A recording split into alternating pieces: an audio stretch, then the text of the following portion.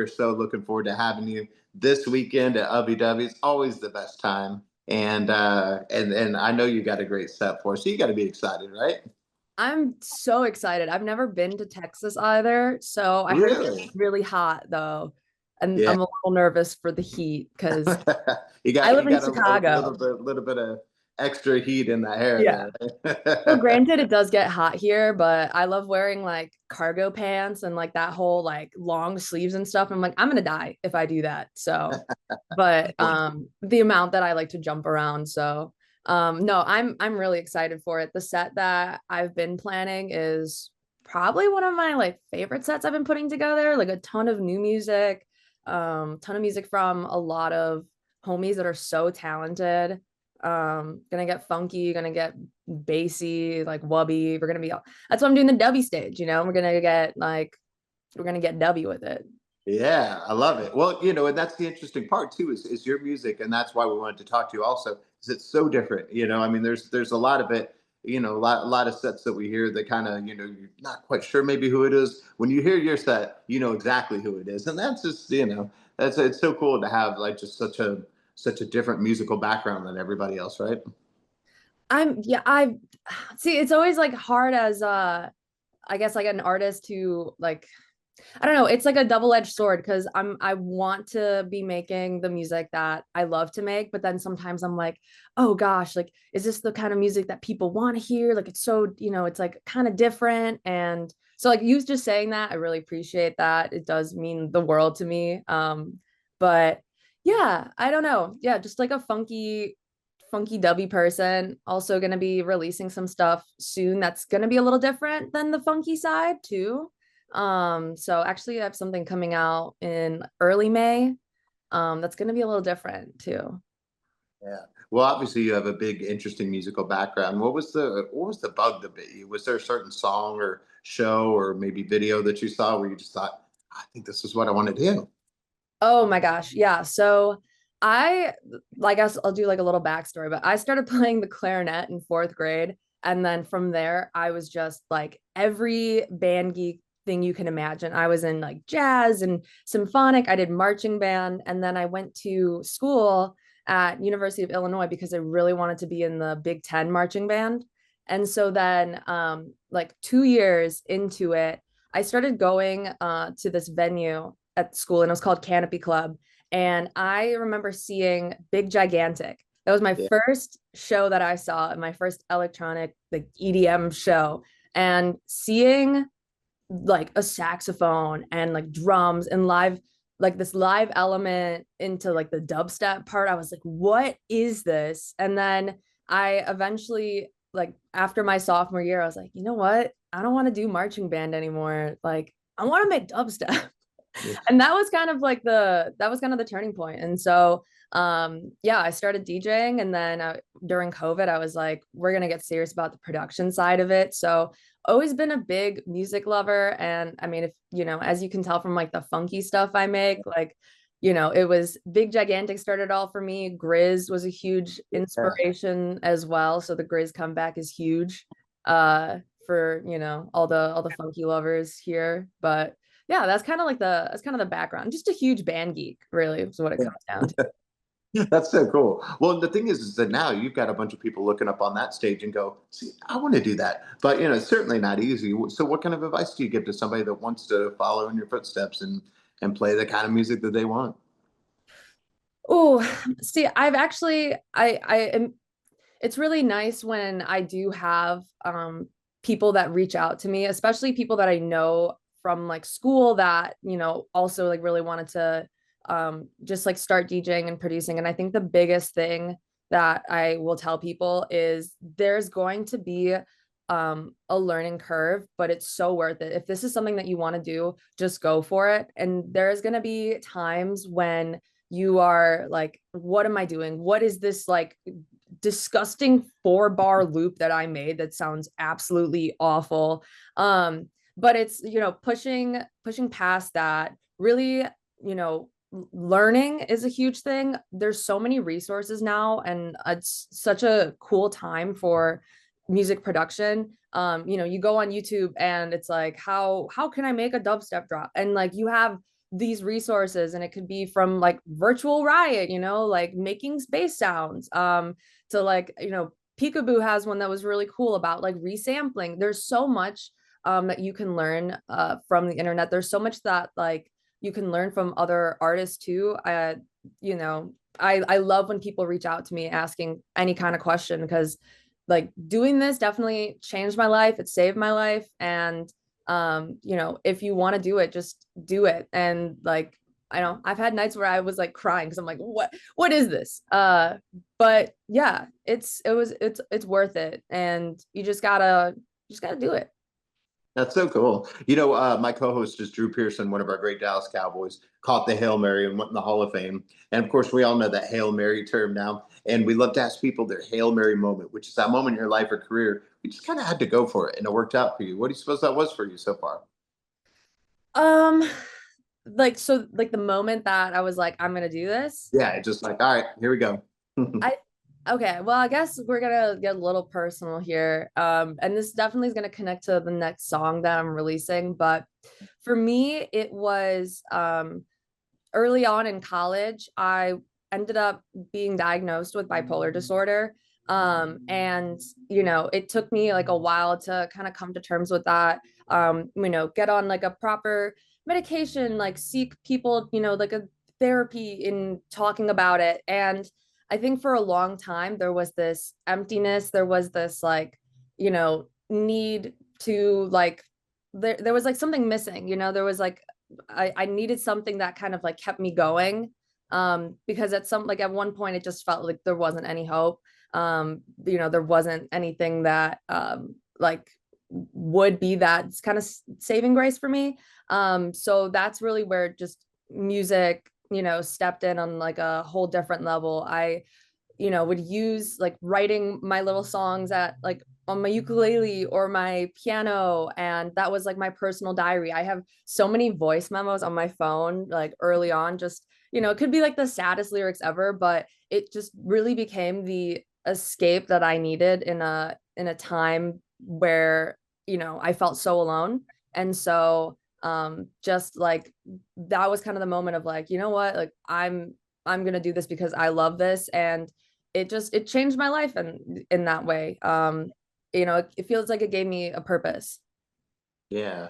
Oh, that's amazing. And that's the thing. That's the kind of inspiration that people look up to. But the other part of that is keeping up with that success mindset, even if we're not feeling it. Because, us creative types, we're notoriously hard on ourselves. So what is it that you keep in mind that kind of keeps you on the right path always, even when like the beats aren't coming or the songs just aren't coming to you? That's a really good question. I think that there's been a decent amount of times where I'll, get into this creative block, and because of like I feel like quite an emotional person, it does take a toll when, the creativity is not hitting, when I'm not, figuring out like, wait, how do I get this song to work? And a big thing that I actually have started to learn in the past few months is, if something's not working in that moment, like take a break, step away. If it's like for a couple days, if it's for a week, and do something else that's like a creative outlet.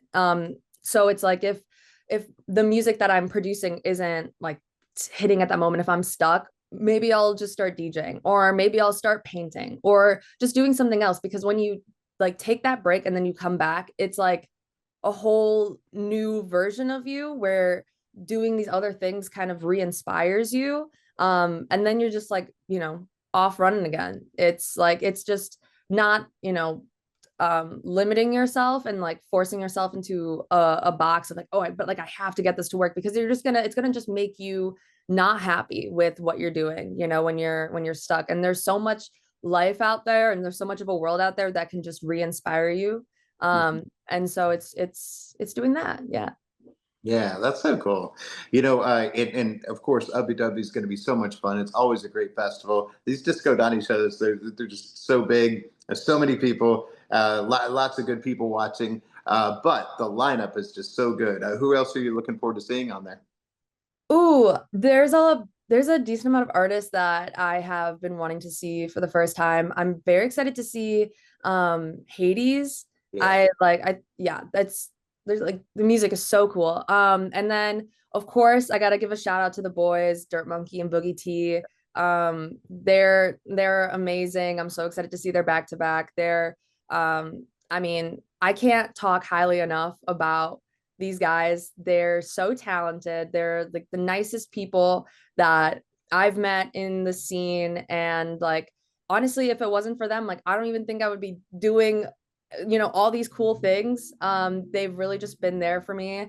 And like, especially Dirt Monkey, the first song that I ever released was on his label. And then, from there, it just, it's cool when, you like these were my idols, especially I had like my phase when I was just like hardcore raver, headbang everything, and I love that energy. And I sometimes I look back, I'm like, how did I do that? Also, hearing protection, make sure that you're doing, because for a long time I didn't, and that was my mistake. But going from being like front row dressed in a banana costume for like a Dirt Monkey set to like calling, being able to call him a friend now, it's crazy. So always excited to see the boys, and I love that wonky sound. So what can I say? Well, and I think that makes it even more special too, is because you're an actual fan. There's some people that are just good at making the music, and of course, they like the music, but they were never in the crowds, they're never on the rails, that kind of stuff. So being a part of that in a way that maybe Rez was as well, you've got that extra deep love, which I think the fans kind of feel too, right? Yeah, it's honestly the community was such a huge part of why I fell in love with the scene in the first place.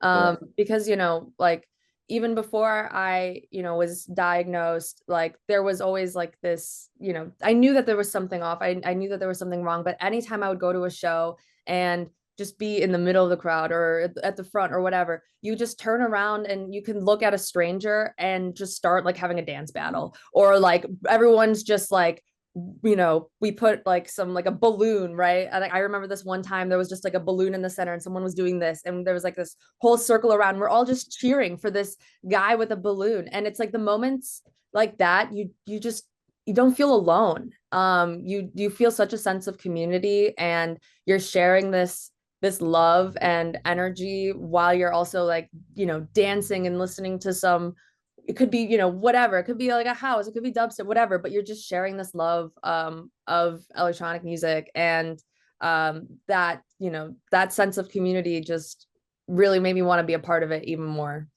Yeah, that's great. So what are we going to hear in the set? Because there's only so much time, but I know you got a lot to give us.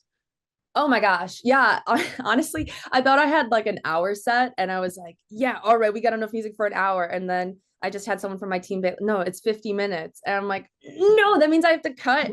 Oh gosh, I hate that. But it's honestly gonna be a journey. I think that's another part that I sometimes personally like get in my head about too, is when I do have this funky dubstep side, but there also is music that takes a little bit of a different vibe, where it could be kind of that more soulful, but it's a little darker than my other sounds. So it's kind of just going to be like a piece together. I really like to think of it kind of as like a storyline, where it's like you're in a certain vibe, but it shifts and you can go back and forth and really just keep it fluid.